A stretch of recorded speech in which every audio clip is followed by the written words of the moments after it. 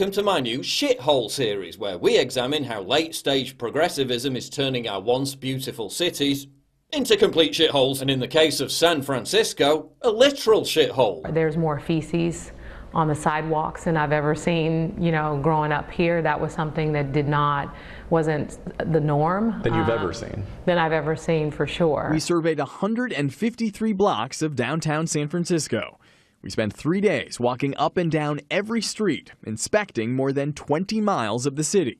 We found trash on every block, 303 piles of feces, and 100 needles. There's a website where residents can log complaints with the city. You can go on it at any time and find thousands and thousands of reports about feces. New ones are filed roughly every 20 minutes. In one case, a quote, big bag of poo filled with approximately 20 pounds of feces that was oozing out was discarded on a San Francisco sidewalk. I need a third world country, but it's not as bad as this. Dr. Riley has researched some of the dirtiest slums in the world, but believes contamination levels in parts of San Francisco may now be even worse. Much higher than what we see in places like Brazil or Kenya or India. But why should anyone need to shit on the streets when there are 82 Starbucks in San Francisco? Someone should start a leafleting campaign amongst the homeless, letting them know that Starbucks is now America's biggest public toilet. San Francisco also has the honor of being America's largest unsupervised outdoor mental hospital.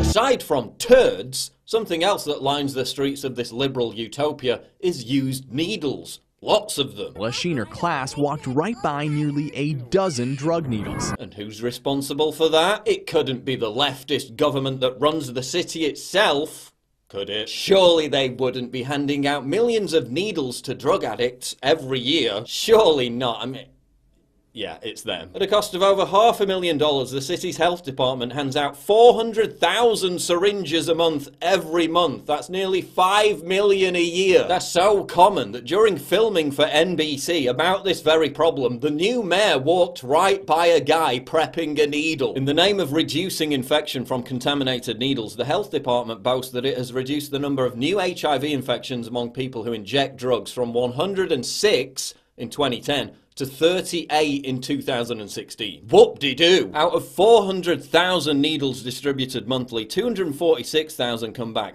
leaving 154,000 needles on the streets, in parks and playgrounds. All because the government is giving them out for free, keeping drug addicts mired in an endless cycle of dependency and delinquency. But they've installed new trash cans, because my first thought, if I was simultaneously crapping my pants and coming up on a fevered heroin high, would be my civic duty to recycle responsibly.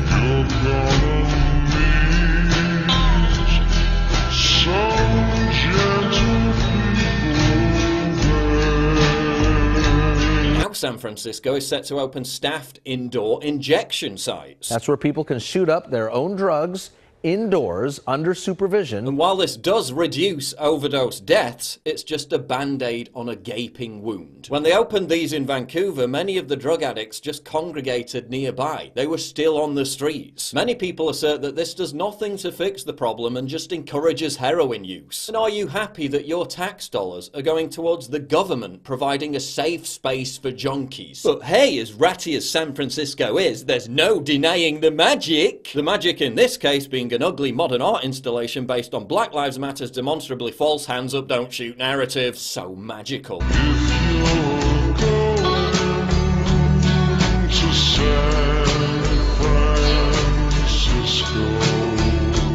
Crime is also rampant in this progressive utopia, being higher than 92.7% of the United States. And although they've been reduced somewhat more recently thanks to increased police foot patrols, car break-ins are still at epidemic levels, with 30,000 last year alone. I call San Francisco the utopian petri dish of America. We try out every crazy liberal idea there, and then sometimes they spread to other cities. Haight-Ashbury, once a hippie paradise, now looks like this. Violent brawls in broad daylight. The San Francisco neighborhood where crime is getting so bad, people are scared to step outside their own homes. A major medical convention that has held its event in the city since the 80s and brings in $40 million every time it does, announced that it was abandoning San Francisco and cancelling the event because its members didn't feel safe walking the streets. Gee, I wonder why. If you come to San Francisco. Listen to what frightened tourists say about San Francisco. Is this normal, or am I in a bad part of town? Just walked past numerous homeless off their faces, screaming and running all over the sidewalk near Twitter HQ, and then a murder scene. Wife is scared to leave hotel now. A resident responded, "I'm honestly hoping tourists will realise how shitty this city has become and stop coming. Maybe the loss of income will finally push the city to stop allowing the rampant drug dealing and homeless people treating the entire city like their toilet." "You see things on the streets that are just not humane," said Kevin Carroll, executive director of the Hotel Council of San Francisco. "People coming into hotels saying, 'What is going on out there?' They're just shocked. People say, 'I love your city, I love your restaurants, but I'll never come back.'" They feel their safety is at risk because they're seeing so many people that are having issues. They see people laying on the streets, there's petty crimes going on in the street. I lift my heart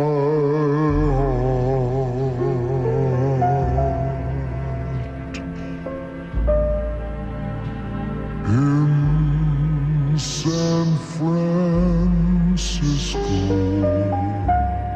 Why does San Francisco have a massive homeless population? Because it has the highest housing prices in the United States, which is exacerbated by it being one of the hardest cities in the United States in which to build houses. So leftist micromanagement by means of onerous regulation and crippling bureaucracy is driving the city's affordable housing shortage and homeless problem. Is San Francisco's new Democratic mayor going to do anything to fix this? Don't hold your breath. In her very first interview, she said she wouldn't enforce any penalties against people who poo in the streets. Are you talking about harsher penalties?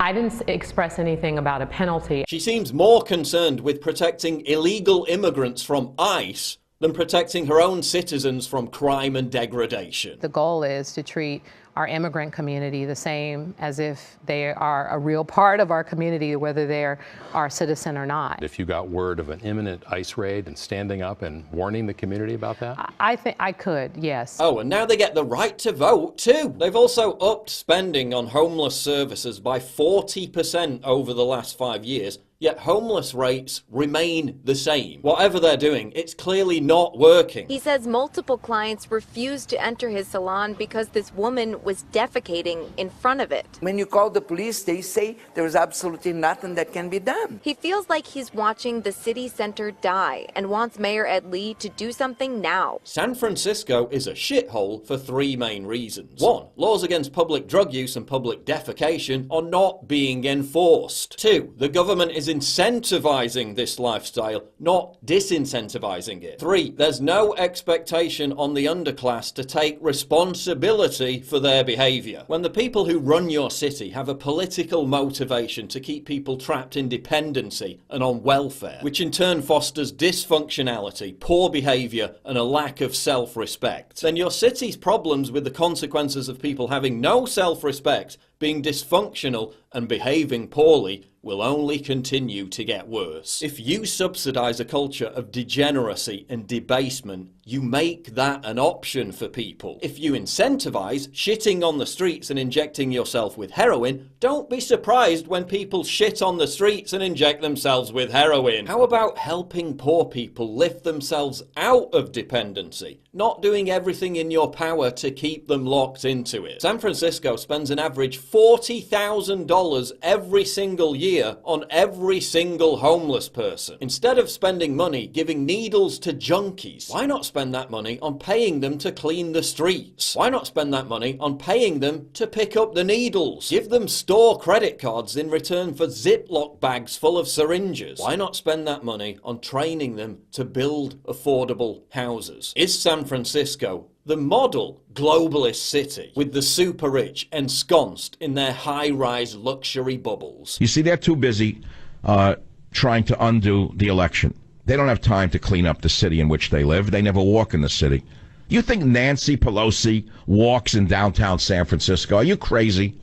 Do you think Jerry Brown walks in San Francisco? Are you nuts? Safely protected from a growing underclass who become increasingly poor, degenerate, diseased, and mentally ill, as a direct consequence of the government accommodating, rewarding, and funding all their destructive vices. Is this the destiny of pathological progressivism gone too far? Is this our collective future? So in answer to your question, if you come to San Francisco. No. please click the big red button to subscribe. It really helps me when you do that, and click the bell to allow notifications so you never miss a new video. Survival Shield X2 Nascent Iodine. If you're interested in healthy thyroid, if you're interested in well-being, if you're interested in having a higher IQ, which this has been linked to, get your powerful Survival Shield X2 at InfoWarsStore.com.